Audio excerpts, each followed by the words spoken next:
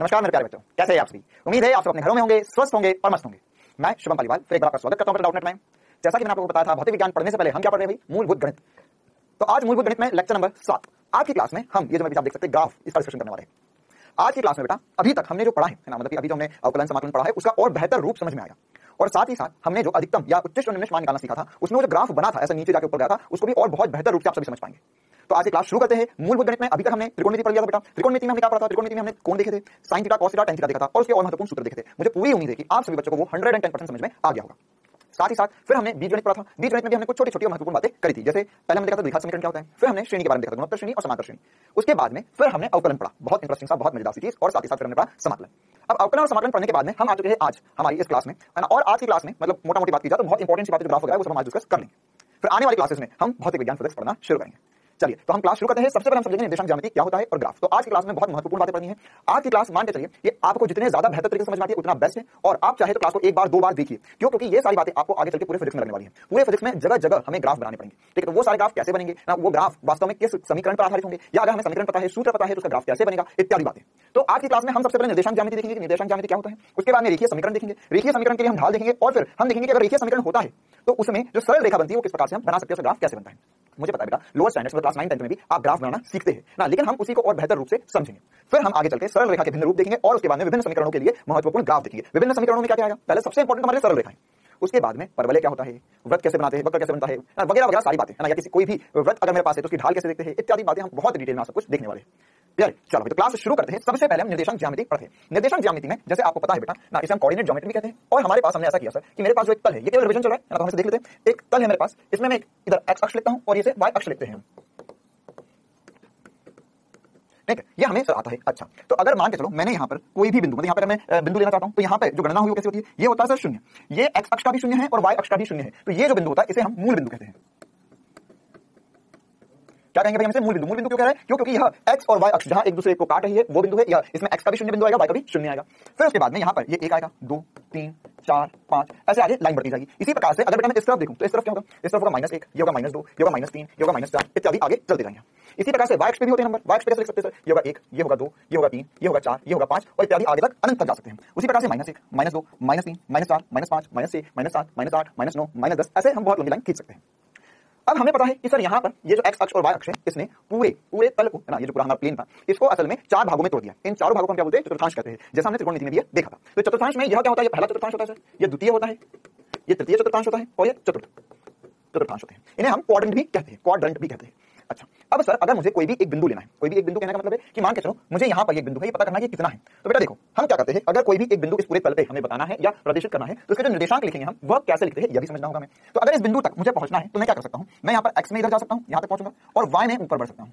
तो मैं यहाँ पर इस बिंदु पर पहुंचा, तो अगर मैं आपसे पूछूं कि आप एक्स में कितना चले, मतलब एक्स अक्ष पे कितना चले, है ना, देखो भाई ध्यान रखना, हम कभी भी डायरेक्ट उड़कर नहीं जाएंगे, है ना, हम कभी डायरेक्ट उड़कर नहीं जाएंगे। हम पहले थोड़ा एक्स में चलेंगे, थोड़ा वाई में चलेंगे। अगर वहां का भी बिंदु बोलते सर सीधे चल जाओ, नहीं सीधे चले जाओगे तो हमें मुश्किल हो जाएगी निर्देशांक लिखने के लिए। तो वहां पर पहुंचना है तो एक्स में कुछ जाओ, वाई में कुछ जाओ, तब वहां पहुंचोगे। तो अभी के लिए जैसे देखा जाए तो एक्स में मैं कितना चला, एक्स में चला मैं 2 अंक चला सर, है ना, 2 इकाई चला, और वाई में भी 2 इकाई चला। तो मैं जिस बिंदु पर पहुंचूंगा वो होगा 2,2। ये क्या होगा, 2,2 क्या होगा, एक निर्देशांक हो गया किसी भी बिंदु के। तो जैसे अगर मुझे इसी प्रकार से और भी कोई बिंदु इस तल पे लेना है तो मैं आसानी से ले सकता हूं। तो बेटा इसमें हम यहाँ पर जो बिंदु लिखते हैं, इसके जो निर्देशांक लिखते हैं, इसमें जो पहला अंक लिखते हैं, मतलब 2 अंक लिखे हुए, तो इस अंक को हम एक्स बोल देते हैं, दूसरे वाले अंक को वाई बोल देते हैं। एक्स अंक, ये पहला वाला जो अंक है यहाँ पर, ये क्या प्रदर्शित करता है, ये बताता है कि हम एक्स अक्ष पर कितना चले, है ना, ये क्या बताएगा आपको, एक्स अक्ष पर कितना आगे,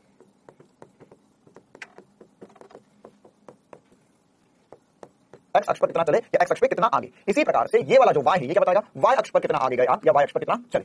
ठीक है, जैसे मान के चलो मैंने यहाँ पे एक बिंदु दिया आपको, एग्जांपल के लिए हमने माना कि सर अगर एक बिंदु है मेरे पास, तो एक बिंदु है 5,3, तो इसका अर्थ क्या होता है, 5,3 का अर्थ क्या होता है, इसका मतलब ये हुआ कि कहां पर आएगा सर, आप एक्स अक्ष में 5 चलो और y अक्ष में ऊपर 3 चले जाओ, तो यहां पर आ जाएगा 5,3। ठीक है, तो ये क्या है, एक्स अक्ष के निर्देशांक कहता हूं मैं, ये एक्स अक्ष है मेरा, एक्स अक्ष पे कहां पर हूं मैं, और ये y अक्ष में कहां पर है। क्लियर आया समझ में। ऐसे ही अगर मुझे कोई भी बिंदु एक्स अक्ष पर ही है, मतलब एक्स अक्ष पर ही प्रदर्शित करना कोई बिंदु, जैसे मैं यहाँ पर पहुंचा, मैं ऊपर नहीं गया, मैं यहाँ से सीधे यहाँ तक पहुंच गया, ऊपर नहीं गया, तो ये बिंदु क्या होगा। तो अगर मैं यहाँ पर एग्जांपल के लिए इसे लिखना चाहूं तो इसे मैं लिख सकता हूं 3,0। क्या लिखेंगे बेटा, एक्स में 3 चले, वाई में नहीं गए, तो क्या हो जाएगा 3,0। तो फिर से ये एक्स अक्ष पे कहां पर वो पता चलेगा और वाई अक्ष पे कहां पर वो ये पता चलेगा। तो अगर मैं, ध्यान सुनना मेरी बात को, अगर मैं कोई भी बिंदु लिख रहा हूं जिसमें पहला अंक है और दूसरा अंक 0 है, पहला अंक कोई भी संख्या हो सकती है, दूसरा अगर 0 है तो डेफिनेटली 110%, अगर मैं यहाँ पर दूसरा 0 लिख रहा हूं तो डेफिनेटली 110%, अगर मैंने यहाँ पर लिखा x,0, तो ये जो निर्देशांक होगा x,0 यह हमेशा x अक्ष पर ही होगा। कहां होगा बेटा, x अक्ष पर ही होगा, क्योंकि इसमें x है y नहीं है। एक्स अक्ष पर। इसी प्रकार से अगर मैंने y कॉमा शून्य लिखा, y कॉमा शून्य, जैसे मैं यहां पर से चला, वो चली 3 तक पहुंचा, चलो तो मैं 3 तक पहुंचा, इसमें 3 तक गया, लेकिन अब मैं x में आगे नहीं बढ़ा, इसमें आगे बढ़ाएंगे केवल y में चला, तो मैंने यहां पर लिखा y सॉरी 0 कॉमा y। क्या लिखा मैंने? 0 कॉमा y। तो 0 कॉमा y क्या हो गया बेटा? 0 कॉमा y ये हो गया सर कि आप केवल और केवल y अक्ष में जा रहे हो, x अक्ष में नहीं जा रहे हो। तो ये जो बिंदु होगा 0 कॉमा y, ये हमेशा और हमेशा y अक्ष पर ही होगा। कहां होगा बेटा? ये y अक्ष पर होगा। और x कॉमा शून्य कहां होगा? x अक्ष पर होगा। क्लियर? ये छोटी छोटी सी दो बातें। अच्छा, अगर सर x कॉमा y होगा तो x में कितना चले, y में कितना चले, ये पता चल गया। अच्छा सर, आप तो अभी इधर ही इधर चल रहे हो। हाँ बिल्कुल सही समझ रहे हो ना। अभी मैं केवल पहले चतुर्थांश की बात कर रहा था। अगर मुझे इधर कोई बिंदु लेना है, इधर कोई बिंदु लेना है, तो वो बिंदु कैसे लेंगे हम? जैसे यहां पर देखा जाए तो सर इधर कोई बिंदु होगा तो उसमें x नेगेटिव होगा, ऋणात्मक होगा, और y पॉजिटिव होगा। ठीक है, यहां पर क्या था? x भी पॉजिटिव था, y भी पॉजिटिव था। तो अगर मेरे पास प्रथम चतुर्थांश की मैं बात करूं तो मैं लिख सकता हूं इसमें कि सर अगर x भी पॉजिटिव है, y भी पॉजिटिव है, तो उसके लिए यहां पर हम लिख देते हैं plus comma plus, plus comma plus मतलब क्या होगा? x भी पॉजिटिव, y भी पॉजिटिव। तो ये प्रथम चतुर्थांश की बातें होगी। इसी प्रकार से इसमें देखा जाए तो x नेगेटिव है और y पॉजिटिव है। देखो ध्यान से, पहले नेगेटिव का चिन्ह लगाया, फिर पॉजिटिव का चिन्ह लगाया, मतलब x नेगेटिव है, y पॉजिटिव है। ठीक है, तो ये द्वितीय चतुर्थांश की बातें होगी। इसी प्रकार से अगर मैं यहां पर देखूं तो minus comma minus, minus comma minus क्या हो गया? यहां पर माइनस कॉमा माइनस हो गया सर कि आप तृतीय चतुर्थांश में हो। इसी प्रकार से plus comma minus, plus comma minus मतलब कि x में प्लस में और y में नेगेटिव में, तो ये चतुर्थ चतुर्थांश में होंगे। क्या ये मेरी छोटी छोटी बात आपको समझ में आती है बेटा? है ना? तो अगर मेरे पास कोई भी एक बिंदु है तो मैं ये देख के बता सकता हूं कि किस चतुर्थांश का बिंदु होगा। जैसे फॉर एग्जांपल आगे बढ़ते हैं, हम अगली स्लाइड पे जाते हैं, एक दो एग्जांपल करते हैं हम कि अगर सर कोई बिंदु दे दिया जाए तो कौन से चतुर्थांश में कैसे पता लगाएंगे। जैसे देखो, मान के चलो मेरे पास एक बिंदु है, बिंदु बिंदु बिंदु मेरी प्यारी बिंदु 5,3, तो बताओ ये कौन से चतुर्थांश में है? बता दिया। चलो -5, -3 कौन से चतुर्थांश में होगा? बताओ। -2, 1 कौन से चतुर्थांश में होगा? सर ये वाला जो है ये फर्स्ट में होगा, प्रथम चतुर्थांश में होगा। ये वाला तृतीय में होगा। क्यों? क्योंकि x भी नेगेटिव है, y भी नेगेटिव है। -5, -3 यहां कहीं आएगा। उसी प्रकार से -2, 1, तो -2, 1 का हो जाएगा बेटा, x में माइनस, y में पॉजिटिव, तो ये हो जाएगा द्वितीय चतुर्थांश। तो इस हिसाब से मैं छोटी छोटी बातें समझ सकता हूं। अगर मुझे कोई भी बिंदु दिया जाए तो मैं वो कौन से चतुर्थांश में निश्चित रूप से बता पाऊंगा। अच्छा, पहली बात हमने चमकी। अब साथ ही साथ मान के चलो कि आपको एक और महत्वपूर्ण प्रश्न बोल दिया। जैसे मैंने बोला कि मेरे पास एक बिंदु है, फिर से बिंदु मेरी प्यारी बिंदु है 5,3 ना। तो 5,3, ध्यान समझना महत्वपूर्ण बात आ रही है, ध्यान दो, ज्ञान आ रहा है। 5,3, तो 5,3 जो है वो 5 कहां होगा? सर 5 तो x अक्ष पर है और यह y अक्ष पर है। चलो ये तो तुमने बता दिया, लेकिन सवाल में ये नहीं पूछ रहा हूं मैं ये पूछ रहा हूं कि बिंदु 5,3 की x अक्ष और y अक्ष से दूरी कितनी होगी? x अक्ष और y अक्ष से दूरी कितनी होगी?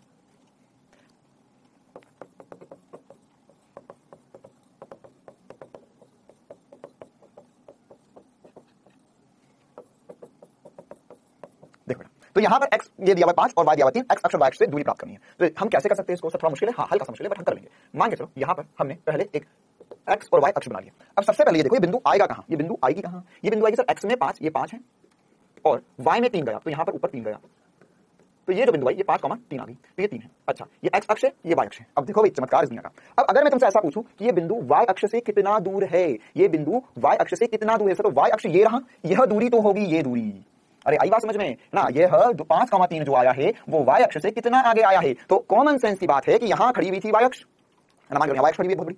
अब मैं इससे जितना दूर जाऊंगा तो मैं वास्तव में दूर जा रहा हूं, लेकिन किस अक्ष पे चल रहा हूं? अगर तुझे ध्यान से सुनना, अगर तुम्हें y अक्ष से दूर जाना है तो कौन सी अक्ष पे चलोगे? तो सर अगर y अक्ष से दूर जाना है तो मैं ऐसा चल रहा हूं जा रहा हूं, तो कौन सी अक्ष पे चल रहा हूं मैं? ये y अक्ष से दूर आ रहा हूं, लेकिन मैं चल कौन सी अक्ष पे रहा हूं? x अक्ष पे चल रहा हूं।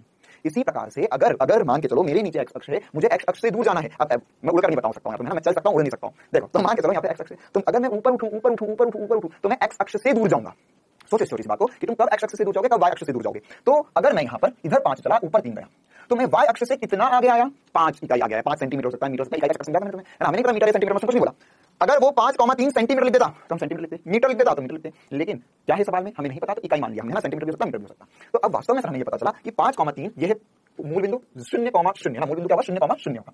अब इधर जब चलेंगे तो यहाँ पर मैं पहुंचूंगा 5,0 पर, और इधर पहुंचा तो ये 5,3 पर पहुंच गया। अरे बिंदु 5,0 समझ में आ रहा है, इधर x में चला 5 5,0 हो गया। तो अगर मुझे इतना सब कुछ समझ में आता है तो x अक्ष y अक्ष से दूरी साफ दिखाई दे रही है मुझे कि सर x में कितना चले वो y से दूर होता है। तो y अक्ष से दूरी जो होगी वो कितनी होगी? 5 इकाई। इकाई से घबराना नहीं है, सेंटीमीटर भी हो सकता है, मीटर भी हो सकता है। इसी प्रकार से x अक्ष से दूरी, x अक्ष से दूरी मतलब x अक्ष से कितना ऊपर है ये बिंदु? सर 3 इकाई ऊपर है। तो वाह भी वाह, देख रहे हो खतरनाक सी बात है ना? क्या मजा आया कि सर ये बिंदु था 5,3 है ना, तो x y अक्ष से दूरी आई है 5 और x अक्ष से दूरी आई है 3। मतलब मुझे ये पता चला कि अगर मुझे सवाल में वो ये पूछता है ना, अगर मुझे सवाल ध्यान समझना है, अगर मुझे बोलता है कि कोई बिंदु है x, y, इसका SP स्टार मेथड क्या याद रखना है आपको, क्या शॉर्टकट याद रखनी है आपको कि अगर कोई बिंदु है x, y, तो x क्या है? x ये है कि वह x में कितना चला, तो जितना x में चला उतना y अक्ष से दूर हो गए तुम। अरे तुम जितना चलोगे उतना दूर होते जाओगे ना। वे मान लो तुम अपने घर से 5 किलोमीटर चले तो कितना चले? 5 किलोमीटर चले। घर से कितना दूर आ गए? 5 किलोमीटर दूर आ गए। तो वैसी ही बात है बेटा, हमें याद रखना है कि यहाँ पर ये जो x अक्ष होगा क्या होगा, एक्स अक्ष जो होगा, तो एक्स अक्ष या ये एक्स क्रमांक जो है वो हमें निर्देशांक हमें बता रहा है कि यह एक्स में कितना चले, और साथ ही साथ ये भी बता रहा है कि वाई से कितना दूर हो गए, वाई से दूरी या वाई अक्ष से दूरी लेते हैं पूरा,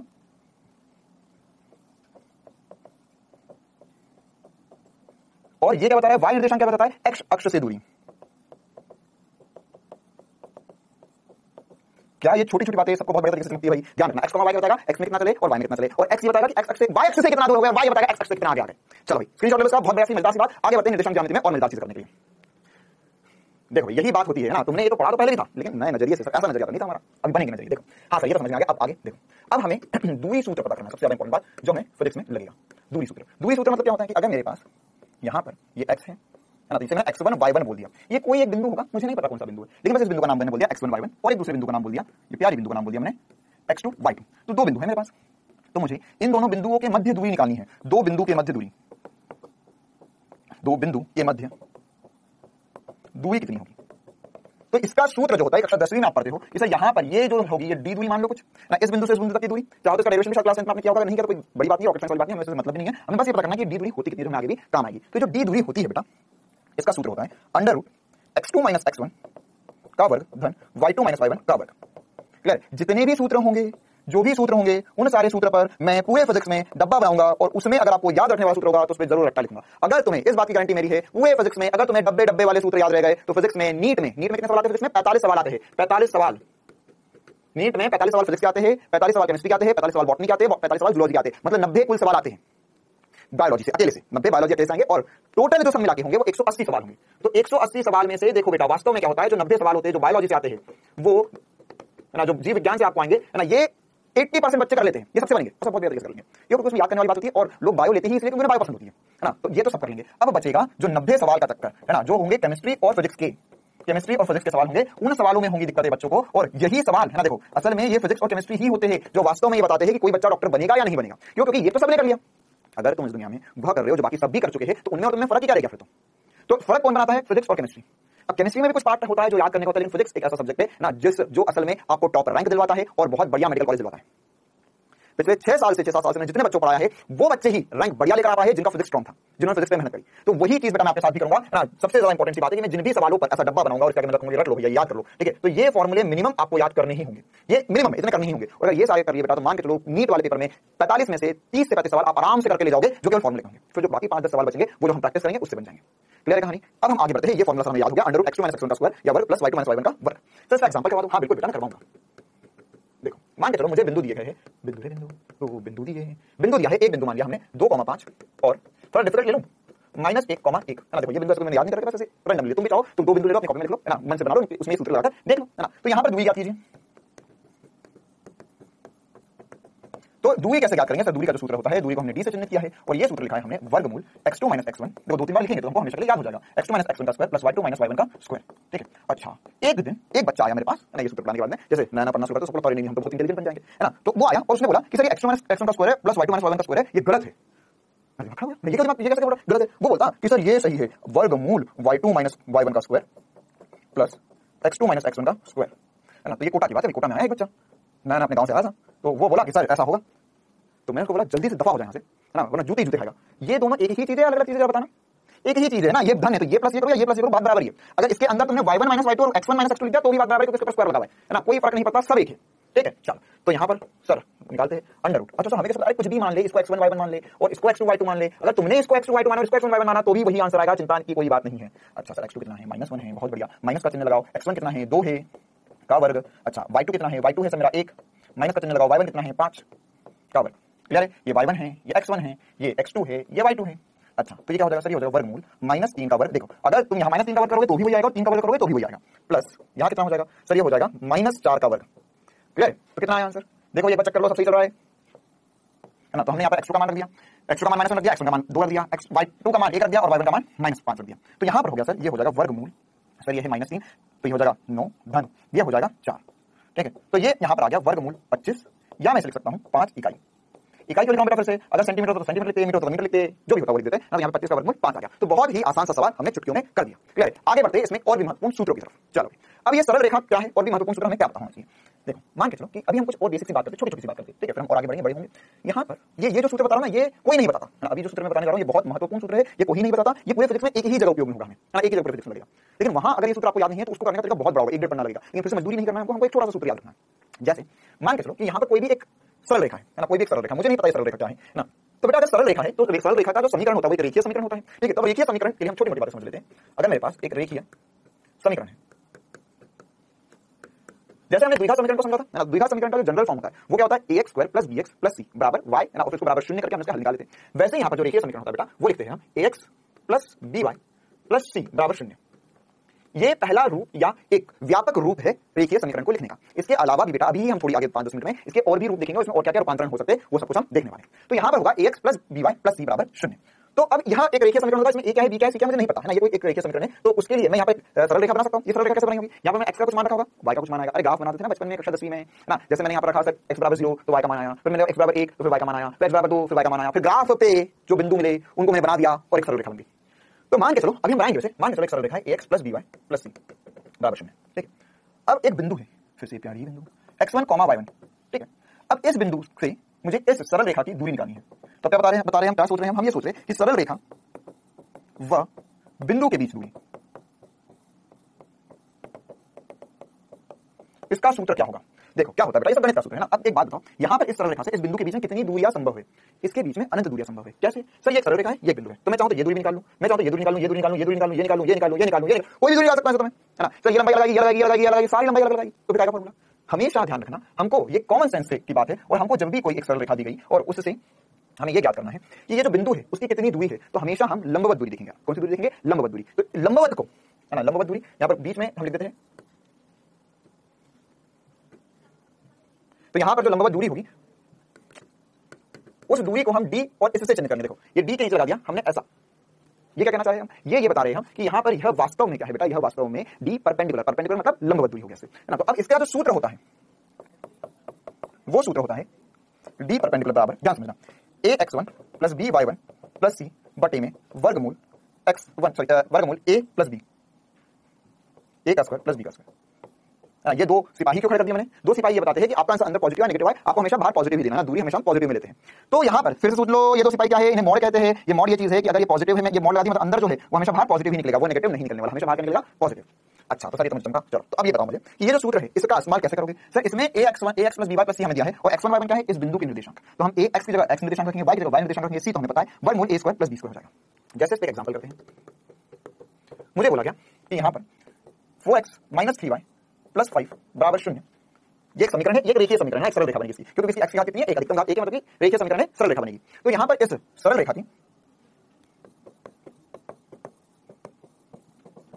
की 1 कॉमा माइनस 1 से दूरी लिख देते हम, बिंदु रे बिंदु, मेरी प्यारी बिंदु, बिंदु 1 कॉमा माइनस 1 से दूरी कितनी होगी, निकालो। तो मैं कैसे ज्ञात कर सकता हूं, ये है ना, कैसे ज्ञात कर सकता हूं। तो देखो बेटा इसका सॉल्यूशन एक लाइन का ही होगा, बहुत छोटा सा होगा। क्या करना है हमें, सबसे पहले हमें लिखना है d परपेंडिकुलर, फिर लिखना है यहाँ पर ये फॉर्मूला। अब इस फॉर्मूले के हिसाब से देखा जाए तो इसको ऐसा कर सकते हो कि 4x माइनस 3y प्लस 5 वर्गमूल में आएगा 4 का वर्ग धन 3 का वर्ग, ये हमारा आंसर है। ये हमारा आंसर हो जाता, लेकिन वास्तविकता में हमें क्या करना है बेटा, हमें यहाँ पर जो x का मान है, देखो बेटा जी यहाँ x का मान क्या रखना है 1 और y का मान क्या रखना है -1, क्यों, क्योंकि ये समीकरण है, ये सूत्र होता है बेटा ना। तो इसमें जो दूरी निकालनी है, जिससे दूरी निकालनी है, तो किससे निकालनी है, 1 कॉमा -1 से दूरी निकालनी है। तो x की जगह 1 रखेंगे, y की जगह -1 रखेंगे, सवाल में वैल्यू डाल दो, आंसर आ जाएगा, चुटकी बजाते ही आगे बढ़ाएंगे। देखो तो यहाँ पर अब मैं x को हटा रहा हूं ना, x को हटा दिया, y को हटा दिया, क्योंकि मुझे x की जगह क्या रखना है, 1 रखना है। अच्छा सर कैसे रख दिया, अरे सवाल में दिया यार, कैसे रख दिया, वाह बहुत बढ़िया सवाल, बहुत ही अति उत्तम, तुम हमारे डॉक्टर्स देश के। अरे सवाल में दिया, मुझे इसलिए यहाँ पे 1 रख रहा हूं, यहाँ पे -1 रख रहा हूं, और कुछ निर्देशांक देता तो उनकी वैल्यू रखते हैं यहाँ पर। चलो आगे बढ़ते हैं, हमारा हाईलाइट भी करते थे ताकि आपको बात कंफ्यूजन ना हो। ये -1 था, ये 1 था, हाँ भाई अब क्या करेंगे, अब इसको हल कर लेते हैं। कैसे हल करेंगे, तो इसको हल करने का तरीका नॉर्मल सा ही होगा, है ना। इसे हम क्या लिख सकते हैं, इसे लिख सकते हैं सर, ये होगा 4 minus 3 minus minus plus 3 plus 5 बटे में, देखो यार एक छोटी सी बात बता रहा हूं मैं आपको, ये √3 का स्क्वायर प्लस 4 का स्क्वायर 5 होता है, ये याद ही कर लो, है ना। इसमें बहुत जगह लगने वाला है ना। ये हमने जब स्टार्टिंग में त्रिकोणमिति पढ़ा था उसमें देखा था √4 स्क्वायर प्लस 3 का स्क्वायर ना। ये हमने एक त्रिभुज बनाया था जिसमें मैंने आपको बताया था कि कौन 37 डिग्री होता है, वो होता है ना, 37 डिग्री और 53 डिग्री होते हैं। तो ये हमको वहां भी लगा था, और अभी जब हमने सॉल्व किया तो उसमें भी देखो, अभी तो पिछला सवाल सॉल्व किया उसमें भी यही बनाया है ना। तो जनरली जो भी क्वेश्चन बनते हैं उनमें ज्यादातर यही हो जाता है, असल में आंसर यही हो गया, ज्यादातर हो जाता है बेटा। तो यहाँ पर क्या लिख सकते हैं हम, सर यहाँ पर लिख सकते हैं हम इसे, ये हो गया है यहाँ पर वर्गमूल, अभी एक बार लिख देते हैं फिर से, वर्गमूल 16 प्लस वर्गमूल, ये हो जाएगा वर्गमूल 16 धन 9, तो ऊपर वाला जोड़ेंगे तो ये हो जाएगा, देखो ये हो जाएगा यहाँ पे 12, 5 और 3 8 8 और 4 12 12 बटा, ये हो जाएगा वर्गमूल 25 फिर से, तो ये हो जाएगा 12 बटा 5 इकाई हमारी दूरी आ गई। आप चाहो तो इसे दशमलव में भी लिख सकते हो, है ना, 2.4 लिख सकते हो। क्लियर है कहानी? तो ये सब कुछ बहुत इंपॉर्टेंट, बहुत बेसिक सा हमने पूरा निर्देशांक ज्यामिति रिवाइज कर लिया, हमें जो फिजिक्स में लगेगा। अब हम आगे बढ़ते हैं और कहानी शुरू करते हैं सरल रेखा की। क्लियर है कहानी बेटा? जितना पढ़ा बहुत ज्यादा इंपॉर्टेंट था, ये सरल रेखा हमने यहाँ पर थोड़ी देख लिया। अब हम ये समझेंगे कि अगर मेरे पास एक सूत्र है या मेरे पास एक समीकरण है तो उससे मैं रेखा कैसे ज्ञात कर सकता हूँ, रेखा कैसे बन सकती है। क्लियर है कहानी? चलो बेटा आगे बढ़ते हैं, कहानी को आगे ले जाते हैं। हाँ बेटा देखो, अब हम ये समझते हैं कि अगर हमारे पास एक रेखीय समीकरण है, जैसे हमारे पास है ax + by + c = 0, तो इस रेखीय समीकरण में जैसे हमने एग्जांपल माना कि x + y = 1 बराबर 0 है, x + y + 1 बराबर 0 है, तो इसमें a का मान तो 1 हो गया, y का मान b का मान भी 1 हो गया, c का मान भी 1 हो गया। एक आसान सा सूत्र हमने मान लिया। अगर मैं तुम्हें कुछ नहीं बताता तो कम से कम तुम इसका ग्राफ तो बना सकते हो, है ना? कैसे बना सकते थे सर? अगर मैं पुराने ज्ञान की बात करूं अपने बचपन की, तो मैं लगता हूं पहले x = 0, तो x = 0 रखेंगे हम यहाँ पर, तो क्या हो जाएगा? सर ये हो जाएगा 0 + y + 1 = 0, तो y = -1, ये 0 हो गया, y उधर चला गया। तो मेरे पास एक बिंदु आया, फिर से बिंदु आ गई, तो ये हो गया 0, -1। तो 0, -1 एक बिंदु आ गया है जिसको मैं लेकर मतलब एक बिंदु बना लूंगा और उससे मैं रेखा खींच सकता हूं। अब एक बिंदु से अनंत रेखा हो सकती है, तो अगला बिंदु मैंने x = 1 रखा, तो यदि मैंने बोला x = 1 है, तो x = 1 रखने पर क्या होगा ये बताओ? यदि x = 1 है तो सर हम लिख सकते हैं यहाँ पर, ये हो जाएगा 1 + y + 1 = 0, तो y का मान आ गया -2। देखो तो x = -1 आ गया, x = -2 आ गया, ठीक है। सॉरी y = -1 आ गया, y = -2 आ गया, x = 0 x = 1 पे ऐसे कोई बिंदु बना लेते हैं। तो क्या करेंगे सर? यदि फिर से ऐसा हो जाए x = -1 रख दो, कोई भी रख सकते हैं, कोई बिंदु रख सकते हो, तुम 14,000 खुला कर तुम्हारी इच्छा। तो यहाँ पर क्या हो जाएगा? ये हो जाएगा सर -1, x की जगह -1, y की जगह 1 और +1 = 0। ये +1 ये आप पूछ मत लेना +1 कहां से आ रहा है? -1 तो x की जगह आ रहा है, +1 सवाल में दिया हुआ था, तो -1 + 1 0 हो गया, y = 0 आ गया। तो मेरे पास एक और बिंदु आ गई, क्या आ गई? x, y की वैल्यू कितनी आ गई? ये आ गई सर -1, 0। तो हम इसका टेबल बना लेते हैं सर, ऐसा कुछ बना लेंगे हम यहाँ पर, इधर ये x हो गया, ये y हो गया, x का मान जब हमने 0 रखा तो y का मान -1 आ गया, जब हमने x का मान 1 रखा तो y का मान -2 आ गया, फिर इसी प्रकार से जब हमने x का मान -1 रखा तो y का मान 0 आ गया। फिर हम इसका ग्राफ बना लेंगे। कैसे बना लेंगे सर? x का मान 0, y का मान 1, तो ये x का मान तो 0, x का मान तो 0, तो x में जाना नहीं, y में जाना, तो y का मान 1 आ गया, तो ये बिंदु आ जाएगा 0,1। अच्छा, फिर इसी प्रकार से x का मान 1, y का मान -2, तो -2 नीचे नहीं आएगा, तो यहाँ पर बिंदु आ जाएगा, ठीक है। इसी प्रकार से -1, 0, तो x का मान कितना है? x का मान है -1, है ना, और y का मान कितना है? y में से ऊपर जाना नहीं है हमें, है ना। तो इस प्रकार से हम यहाँ पर एक मिनट x का मान -1, पहला वाला बिंदु नीचे आएगा, फिर से देखो ये वाला जो बिंदु है 0, -1, तो 0, -1 यहाँ कहीं आएगा, जिसे मैं -1 बोल देता हूँ। फिर 0, 1, -2, तो 1, -2, तो 1, -2 यहाँ कहीं आएगा, ठीक है। ये 1, -2 हो जाएगा क्योंकि x में 1 है, y में -2 है। तो अगर मैं इनको मिला दूं, तो ये एक ऐसी सरल रेखा से बन जाएगी और ये वाला जो बिंदु है वो है आपका -1, 0। तो ये x + y + 1 = 0 के लिए रेखा बन गई। लेकिन ये बहुत विचित्र सी चीज है सर, ऐसा हम हमेशा नहीं करेंगे और हम बड़े भी होते जा रहे हैं, तो बार-बार बिंदु बनाएं, ग्राफ मिले, जरूरी नहीं है। तो अब हम क्या सीखने जा रहे हैं? हम सरल रेखा के अलग-अलग रूप सीखने जा रहे हैं कि सरल रेखा को अलग-अलग रूपों में कैसे बता सकते हैं। तो उसमें जो सबसे पहली बात, सबसे पहले प्रकार का रूप हम देखने जा रहे हैं उसे प्रवर्ता रूप कहते हैं। क्या कहते हैं? प्रवर्ता रूप। अब प्रवर्ता रूप समझे उससे पहले हमको और कुछ बेसिक सी बातें समझना पड़ेगी कि एक बात पक्का है सर, ax + by + c लिखो, आपके किसी भी प्रकार का रेखीय समीकरण लिखो, उसमें जब अब देखा हम बिल्कुल फिर से स्टार्ट करें बेसिक से। अगर मैंने लिखा x समानुपाती है y के, x है ना, x समानुपाती y के, या y समानुपाती है x के। समानुपाती मतलब जितना x बढ़ाओगे उतना y बढ़ेगा, जितना x बढ़ाओगे उतना y बढ़ेगा, जितना y बढ़ाओगे उतना x बढ़ेगा, तो उसको हम क्या बोलते हैं? समानुपाती। और ऐसा चिन्ह लगाते हैं इसे, ठीक है। ये तो डायरेक्टली प्रोपोर्शनल है, जितना ये बढ़ेगा उतना ही बढ़ेगा, क्लियर? तो जब भी समानुपाती होंगी, अब ये है भाई फिजिक्स की बातें बहुत इंपॉर्टेंट, जब भी दो भौतिक राशियां एक दूसरे के समानुपाती होगी, सभी हम एक्सप्लेन कर रहे हैं, अभी आगे चलकर भौतिक राशि पढ़ेंगे, दूरी, विस्थापन, वेग, चाल, त्वरण, तो जब भी दो भौतिक राशियां एक दूसरे के समानुपाती होती है बेटा, तो वहां पर वास्तव में जो समीकरण बनेगा वो रेखीय समीकरण बनेगा, उसका ग्राफ बनेगा, एक सरल रेखा बनेगा। ये एक रेखीय समीकरण है, रेखीय समीकरण है, और जो ग्राफ है वह हमेशा सरल रेखा बनेगा, ये पक्का है, ठीक है। अब जो सरल रेखा है वो तो सर कैसी भी हो सकती है, हाँ, सरल रेखा तो मतलब सरल रेखा तो सीधी होगी, लेकिन यहाँ से कहीं से भी बहुत सारी सरल रेखा बनाई जा सकती है, तो कैसे पता चलेगा? तो देखो अब हम इसके बेसिक चीजें पढ़ना शुरू कर रहे हैं। अगर ये इसके समानुपाती, ये ध्यान रखना, कोई पढ़ाऊंगा अभी, है ना, कि जब भी दो चीजें एक दूसरे के समानुपाती होती है बेटा, तो वहां पर जब समानुपाती का चिन्ह आता है तो एक नियत मान आता है, इस नियत मान को हमने m बोल दिया। अब m बोल दिया, a b c d e f g मतलब कुछ भी बोल सकता हूं, मैंने m बोला क्योंकि दुनिया वालों ने भी से m बोला, ठीक है। अब मान के चलो कि आपके पास y = mx, ये एक लाइन है, y = mx एक रेखीय समीकरण है, इसका मुझे सरल रेखा बनानी कैसे बनाएंगे? तो अभी एक बार पहले हमारा जो पुराना रूल था उससे हम करते हैं, एक टेबल से बना लेंगे सर। यहाँ पर हम रखेंगे x के मान, यहाँ पर रखेंगे y के मान। अच्छा, अगर x = 0 रख दिया तो y = 0 आएगा। देखो x = 0 रखने पे y = 0 आएगा, x = 1 रखने पर अगर x का मान 1 रखा तो ये हो जाएगा y = m × 1, तो हो गया m के बराबर, तो सर ये आया m। अच्छा, x का मान यहाँ पर क्या लिखा था? x का मान 1 रखा था, x का मान अगर 2 रखोगे तो क्या आएगा? तो x का मान 2 रखेंगे तो y × m × 2, तो जाएगा 2m। तो ये x का मान 2 रखने पर ये 2m आ गया, और ऐसे ही आगे कहानी चलती जाएगी। तो m क्या है? m कोई भी एक नियत मान हो सकता है। तो देखो बेटा, अगर हम समझे यहाँ पर, तो ये एक बिंदु है, ये x अक्ष है, ये y अक्ष है, ये बिंदु 0,0, बिंदु 0,0, 1, m का आएगा, x में 1, y में 1, y में m, m क्या पता नहीं, कुछ दूरी होगी, है ना, m का मान 1, 2, 3, 4, 5, 6, 7, 8 कुछ भी हो सकता है। तो 1, m यहाँ आएगा, 2, 2m यहाँ आएगा, तो ये 3, 3m यहाँ आएगा, 4, 4m और ऊपर आएगा, 5, 5m और ये कैसे बोल रहा हूं मैं? अगर यहाँ पे x मान 1, 2, 3, 4, 5, 6, x मान 1, 2, 3, 4, 5, 6, 7, 8, 9, 10, 11, 12, तो ये y में जाएंगे m, 2m, 3m, 4m, 5m, 6m, 7m, 8m ऐसा जाएंगे। तो यहाँ पर इन सबको मिलाऊंगे बेटा तो एक सरल रेखा बनेगी जो कुछ इस प्रकार से दिखाई देगी मुझे, और यह जो सरल रेखा है, यह सरल रेखा असल में 0,0 से गुजरेगी। मतलब मुझे एक बात पक्का समझ में आ गई, क्या समझ में आ गई? कि यदि सर y = mx होता है ना, y = mx होता है तो यह मूल बिंदु से गुजरती है। सबसे पहली बात जो हमें समझ में आनी चाहिए, ठीक है, क्या y = mx मूल बिंदु से गुजरेगी? मूल बिंदु से गुजरेगी, ठीक है। अब यहाँ पर अब हमें और क्या पता होना चाहिए? सर ये मूल बिंदु से गुजरेगी। अब यहाँ पर है चक्कर कि सर ये वाला बिंदु देखो, ध्यान से समझना, जैसे मैं ये वाला बिंदु देखूं, ये एक बिंदु आया था 1, m, दूसरा बिंदु आया था 2, 2m, और ये आए थे ना, तो देखो यहाँ पर क्या है, यहाँ पर ये बिंदु, ये तीसरा, चौथा, पांचवा, छठा, इसी प्रकार से नीचे भी बिंदु हो सकते हैं, कोई दिक्कत वाली बात नहीं, ठीक है। अब हम इसे प्रवर्ता रूप क्यों कहते हैं? वास्तव में हम बेटा हम ये देखना चाहते हैं कि यह मूल बिंदु से तो गुजरी, लेकिन इसका कोण कितना है ना। मैं इस सरल रेखा का कोण देखना चाह रहा हूं। अब जो बातें मैंने आपको अवकलन में समझाई थी, ढाल वाली बातें, वो अब आज बहुत बढ़िया रूप से समझ में आने वाली है। यहां पर ये जो कोण है थीटा, ये जो कोण है थीटा, वो कितना होगा ये निकालने की एक बार कोशिश करता हूं, है ना। बिल्कुल बेसिक से चल रहे हैं। तो थीटा निकालने से कोई भी त्रिभुज मान लीजिए, त्रिभुज छोटा मान लो, बड़ा मान लो, कोई भी त्रिभुज मान लो। तो यहां पर अगर मैंने छोटा सा त्रिभुज माना, तो इस त्रिभुज में मैंने बोला ये कोण थीटा है, ये कोण थीटा है, तो ये 1,0 है, 1,m है, तो बेटा x में 1 हो गया और y में m हो गया। तुम कोई भी त्रिभुज मान लो, बड़ा और बड़ा और बड़ा और बड़ा, कोई त्रिभुज मान लो। तो यहां पर वास्तव में सर हमें ये थीटा मिल सकता है। और अब हमें ये दूरी नहीं पता, हमें इसका कोण नहीं पता त्रिभुज का। हां, ये समकोणीय त्रिभुज होगा, इसका आधार पता है और लंब पता है, तो हम यहां पर tan थीटा लिख सकते हैं, जो कि होगा m/1 या m। तो वास्तव में हमारा जो m है वो राज की बात थी। m क्या था? राज की बात थी। m वास्तव में हमें tan थीटा देगा। m क्या देगा? tan theta. और अगर tan थीटा पता है तो मैं थीटा निकाल सकता हूं कि x अक्ष से कितना घुमा, वो क्या हो जाएगा? मेरा थीटा हो जाएगा। x अक्ष से कितना कोण घुमा। अब जितना ज्यादा कोण घूमूंगा मैं, उतना ज्यादा tan थीटा का मान आएगा, क्योंकि हमें पता है 0 पे 0 होता है, फिर बढ़ते जाओ अनंत तक जा सकता है tan थीटा का मान। तो जितना ज्यादा मैं घूमूंगा tan थीटा का मान उतना बढ़ता जाएगा, तो यह m का मान उतना बढ़ता जाएगा। तो अगर मैं m बढ़ा रहा हूं तो मेरे पास जो लाइन बनेगी वो और ज्यादा सीधी बनती जाएगी और ज्यादा खड़ी बनती जाएगी। तो ये कितनी खड़ी है लाइन, मतलब कि यह x अक्ष से कितना ज्यादा कोण बना रही, जितना ज्यादा कोण बनाएगी तो tan थीटा उतना ज्यादा जाएगा और स्लोप उतना ज्यादा होगा और लाइन उतनी ज्यादा खड़ी बनेगी, स्टीप बनेगी। तो असल में ये जो लाइन है ये कितनी ज्यादा खड़ी बन रही है, वो इसका असल में ढाल कहलाता है, स्लोप। क्या बोलेंगे हम इसे? स्लोप बोलेंगे। ठीक है, स्लोप या ढाल को ऐसा समझ सकते हो तुम कि अगर तुमने थीटा बढ़ाया तो tan थीटा बढ़ेगा और tan थीटा बढ़ेगा तो m या ढाल बढ़ेगा। तो ये जो m, इसको जैसे मैंने इसको m ही तो बोला क्योंकि m को हम असल में ढाल बोलते हैं या स्लोप बोलते हैं। तो सर ढाल वाकई में है क्या? ढाल वाकई में ये है कि कोई भी एक सरल रेखा x अक्ष से कितना कोण बना रही है, तो वो कोण नहीं ढाल है। सुन ध्यान से, ये मैं बर्बाद हो जाएंगे ऐसे बच्चे। वो बोलते हैं सर थीटा ढाल है। अरे थीटा ढाल थोड़ी ना है, tan थीटा ढाल है। क्या ढाल है? tan theta. फिर से सुन, क्या है ढाल? tan theta, tan theta, tan theta. Theta ढाल नहीं है। आइए इतनी सी बात समझ में। तो सर हमें पता चला कि यहाँ पर tan थीटा जो है वो हमारे ढाल के बराबर होगा। अच्छा, तो वास्तव में ढाल है क्या? देखो क्या है बेटा कि यहाँ से एक लाइन जो है वो जितनी ज्यादा खड़ी लाइन बनाओगे उतना ज्यादा ढाल होगा। जितनी खड़ी लाइन होगी उतना ज्यादा क्या होगा? ढाल होगा। क्लियर बात है? तो जैसे लाइन खड़ी कैसे बनाऊंगा? ज्यादा m का मान बढ़ाकर। तो m का मान जितना ज्यादा, tan थीटा उतना ज्यादा, थीटा उतना ज्यादा। ठीक है, ये पहला बेसिक रूप है, इसमें जो हमको बहुत बढ़िया तरीके से चमकना चाहिए। तो यही हमारा ढाल कहलाता है वास्तव में। ठीक है, जैसे इस पे और एग्जांपल करके समझते हैं। मान के चलो, है ना, इसकी हम प्रवृत्ता रूप भी करें। मान के चलो मेरे पास है y बराबर x। तो y बराबर x है, तो ये लाइन का समीकरण कैसा, सॉरी ये समीकरण के लिए सरल रेखा कैसे बनेगी? y बराबर x है, तो y बराबर x है। तो इसमें अगर मैं इसे y बराबर mx से कंपेयर करूं, देखूं कि ये भाई क्या क्या है, तो मैं लिख सकता हूं m जो हो जाएगा वो 1 हो जाएगा। m क्या हो जाएगा? 1 हो जाएगा। तो अगर m का मान 1 है मतलब tan थीटा का मान 1 है, तो यहाँ पर tan थीटा का मान 1 है ना। ये तो अभी भी सोच लो कि tan थीटा कैसे बना दिया, tan थीटा कैसे बनाया ना, tan थीटा कैसे बनाया? यहाँ पर दिखा है ना, tan थीटा जो लंब बटे आधार होता है, लंब बटे आधार, tan थीटा के बराबर आ गया। तो यहाँ पर मैं लिख सकता हूँ कि जो थीटा होगा वो 45 डिग्री होगा।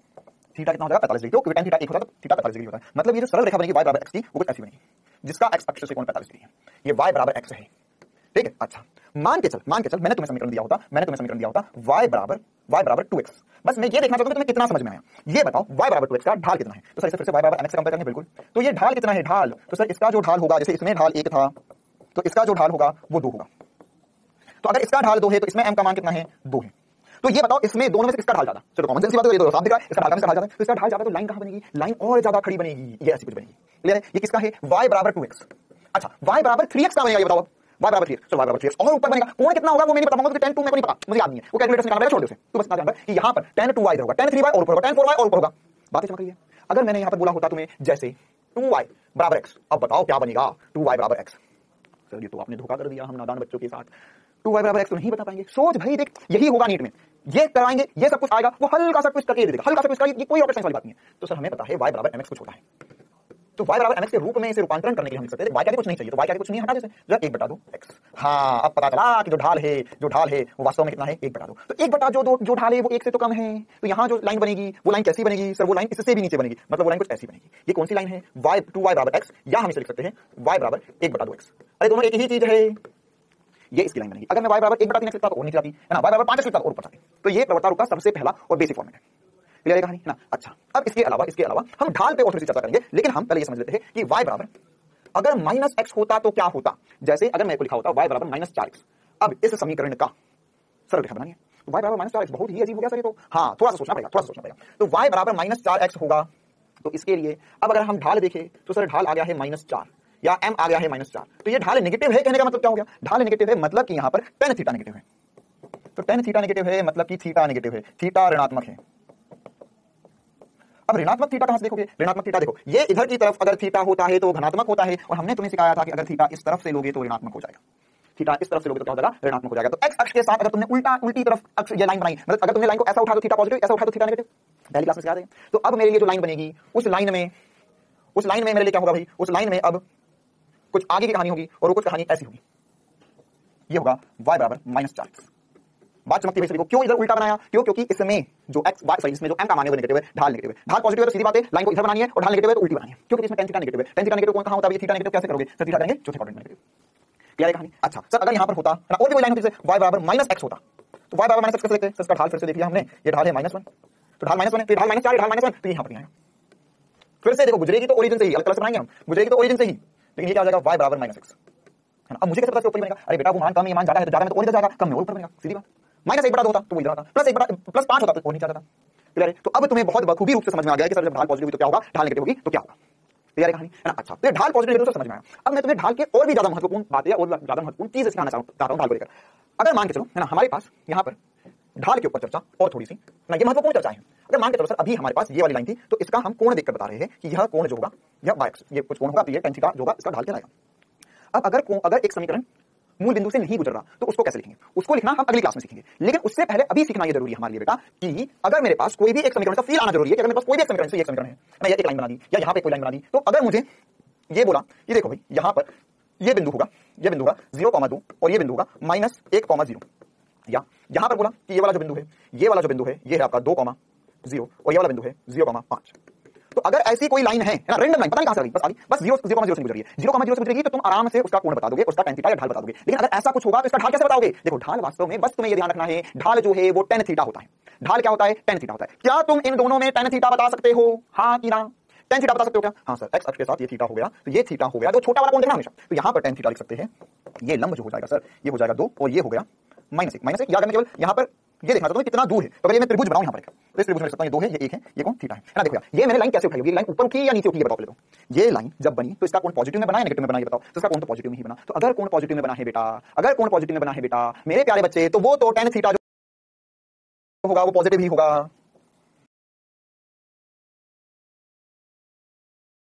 तो ये मैं लिख सकता हूं 2/1, मतलब ये मेरा जो ढाल है वो आ गया इसका 2। अच्छा इस लाइन का ढाल बताओ। तो सर यहाँ पर ये नहीं देख ये बहुत बड़ा कोण है, ये 90 से ज्यादा नहीं, उधर नहीं जाना ना, बहुत ज्यादा दूर नहीं जाना है। जो कोण छोटे बन रहे हैं वही हमारा थीटा कहलाएगा, क्योंकि 90 प्लस में चले गए, 90 प्लस में चले गए, तो यहां पर तुम कैसे बताओगे क्या हो? त्रिभुज नहीं बना, त्रिभुज तो इस तरफ बनेगा ना यार, त्रिभुज तो इधर बन रहा है, इसका त्रिभुज तो इधर बन रहा है, तो त्रिभुज किस तरफ बनेगा? वहीं से tan थीटा निकाल पाओगे। कहां त्रिभुज बना सर? ये त्रिभुज बना, ये त्रिभुज बना। मैं tan थीटा में थीटा का मान नहीं निकालना यार, tan थीटा में थीटा का मान नहीं निकालना, किसका मान निकालना है? ढाल का मान निकालना है, tan थीटा का ही मान निकालना है। तो सर यहां पर हो जाएगा tan थीटा बराबर ये आएगा लंब है 5 और आधा है 2, तो 2/5। तो इसका जो ढाल आएगा ना बेटा वो आएगा 5/2 -5/2।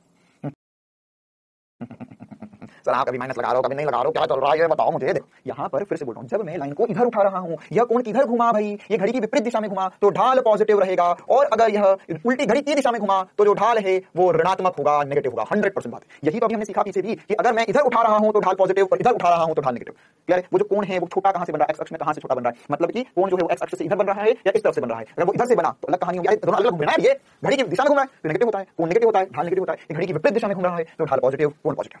क्लियर है? बढ़िया से स्क्रीनशॉट ले लो, ये बहुत इंपॉर्टेंट सी बात आज हमने डिस्कस करी। आने वाली क्लासेस में हम इसी पे और महत्वपूर्ण चर्चाएं करने वाले हैं।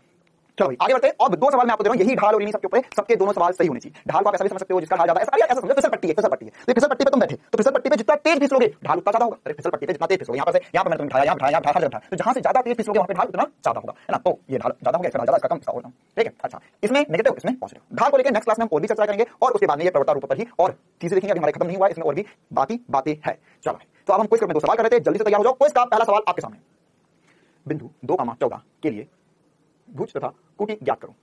एक्स अक्ष तथा वाई अक्ष से दूरी भी ज्ञात करो। हमें एक्स अक्ष और वाई अक्ष से दूरी बतानी है। एक्स अक्ष और वाई अक्ष से दूरी बताओ।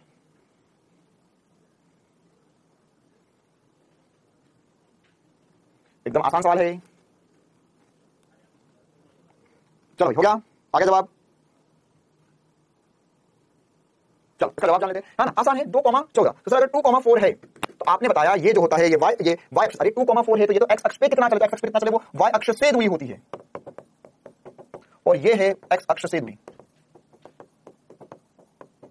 तो y अक्ष से दूरी कितनी है सर? y अक्ष से दूरी है 2। तो आपको y और x बताना है, y तथा x। तो पहले y का बताओ फिर x का बताओ। तो 2,14 सही जवाब हो जाएगा इसका। 2,14 2 कैसे दूरी है y अक्ष से, और x अक्ष से कितनी दूरी है? 14। आइए बताया है पूरी क्लास में। ठीक है चलो आगे बढ़ते हैं। एक और बढ़िया सा सवाल, जल्दी से इसका सवाल का जवाब बताओ। आपको दर्शाई गई रेखा का ढाल ज्ञात करना है। एक सरल रेखा के सामने है, इसका ढाल ज्ञात करो। ढाल के ऊपर और भी चीजें हम कल की क्लास में करेंगे, अगली क्लास में, और हम आगे समीकरण पढ़ेंगे, मतलब देखिए समीकरण के और भिन्न भिन्न रूप पढ़ेंगे। इसमें बहुत सारे सवाल दिख रहे हैं, मजेदार सवाल। चलो क्या जवाब आएगा इसका? सर यहाँ पर ढाल मतलब ये कोण थीटा पता करना है। पहली बात तो ये सोच लो ये पॉजिटिव है या नेगेटिव, ये सोच, सबसे पहले सोचो पॉजिटिव या नेगेटिव। सर अगर इधर होता तो पॉजिटिव है, ये इधर हो रहा है तो नेगेटिव है, मतलब या तो तीसरा आंसर है या तो चौथा आंसर है। ठीक है, ढाल नेगेटिव है, ढाल नेगेटिव है, ऋणात्मक है। अच्छा अब tan थीटा कितना है इसका पता करो। सर लंब जो है वो 2 है और आधार 3 है, तो 2/3 नेगेटिव में मतलब जो m होगा वो -2/3 होगा, तो -2/3 मतलब तीसरा इसका सही जवाब हो जाएगा। क्लियर है कहानी? तो ये सबसे ज्यादा महत्वपूर्ण बातें आज हमने पढ़ ली, कल की क्लास में लेंगे इसमें और ही चर्चा करेंगे। 1 मिनट रिवीजन कर लेते हैं। निर्देशांक ज्यामिति में हमने क्या पढ़ा? सबसे इंपॉर्टेंट बात सर कि जो दूरी का सूत्र होता है x2 - x1 plus y2 - y1 का वर्ग होता है। फिर हमने और समझा था निर्देशांक ज्यामिति में, हमने ये समझा था सर कि अगर आपको किसी एक लाइन की, ये दो बिंदु के बीच में दूरी है, किसी एक लाइन के बिंदु से दूरी निकालनी है तो ax1 + by1 + c बटा वर्गमूल a का स्क्वायर + b का स्क्वायर होता है। क्लियर कहानी? इतना हमने सीख लिया था। और इसके अलावा फिर हमने रेखीय समीकरण सीखे। रेखीय समीकरण में ढाल सीखी। ढाल क्या होता है सर कि x अक्ष से कितना कोण बना रहा है। अगर ये कोण इधर होता है तो ये कोण थीटा जो है वो पॉजिटिव है और ढाल भी जो है वो पॉजिटिव है। ठीक है, और इसी प्रकार से अगर कोण जो है वो इधर की तरफ से बनता है, ये कोण जो है वो नेगेटिव है और ये कोण नेगेटिव है, मतलब कि ढाल भी नेगेटिव है ना। और ढाल क्या होता है? ढाल को हम लिख सकते हैं या tan थीटा के बराबर होती है। ढाल को हम m से चिह्नित करते हैं, m बराबर tan थीटा। ढाल थीटा नहीं होती है, ढाल tan थीटा होती है। ढाल थीटा नहीं होती है, ढाल tan थीटा होती है। ये गाना गाते हुए एक दो बार अपने घर में घूम लो, क्योंकि तुम घर पे जाओगे नहीं ना, ऑफलाइन क्लासेस में घर चले जाओ, लेकिन तुम घर पे जाओगे नहीं ना, गाना गाते हो अपने घर में राउंड लगा लो। जो ढाल होती है वो tan थीटा होती है। और इसी के साथ हम मिलेंगे अगली क्लास में। बेटा होमवर्क जो है आपको ऐप में ही क्लास के बाद में मिल जाएगा, वहां पर नीचे आप देख लेना। होमवर्क सभी को करना है बहुत बढ़िया तरीके से, बहुत खूबसूरती से, बढ़िया सा प्यारा होमवर्क मिलेगा आपको। ठीक है, तो अब हम मिलेंगे कल की क्लास में, जिस क्लास में हम विभिन्न समीकरणों के लिए और महत्वपूर्ण ग्राफ देखेंगे। बेटा जितना पढ़ाया एक बार रिवाइज कर लेना। मिलते हैं अगली क्लास में, तब तक के लिए सबसे पढ़ते रहो, स्वस्थ रहो, मस्त रहो। Thank you.